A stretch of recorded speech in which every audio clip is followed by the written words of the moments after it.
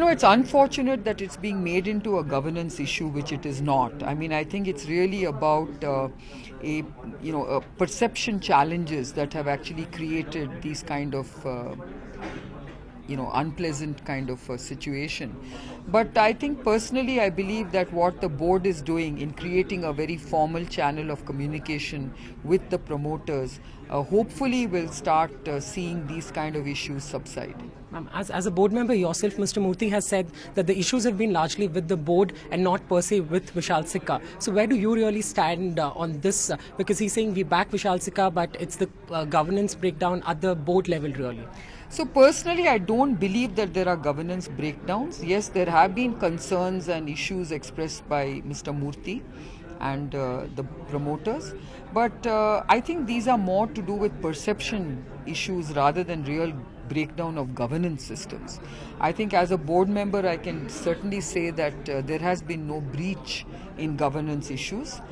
Yes, maybe there are judgment calls on which we differ with the promoters, but I think over time we will try and see how we can allay these concerns that the promoters have in terms of the way the board conducts itself. But the board continues to back Vishal Sikka as far as the board's stand is concerned. The board has always backed Vishal Sikka. I think we remain very firmly grounded on this particular aspect. We believe that this is not a time for us to get into these kind of issues. I think this is a time when we should move forward. We should support Vishal Sikka and the management team to really focus on growth and transformation, because these are very challenging times globally for the IT sector, and we must actually try and see how Infosys can continue to lead the way.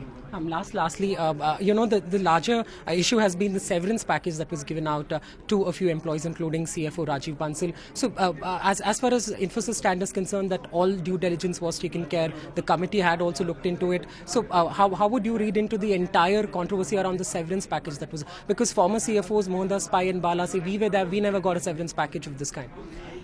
Well, I think severance packages are basically drawn up by the management, and these particular severance packages that you refer to have been arrived at under very complex circumstances.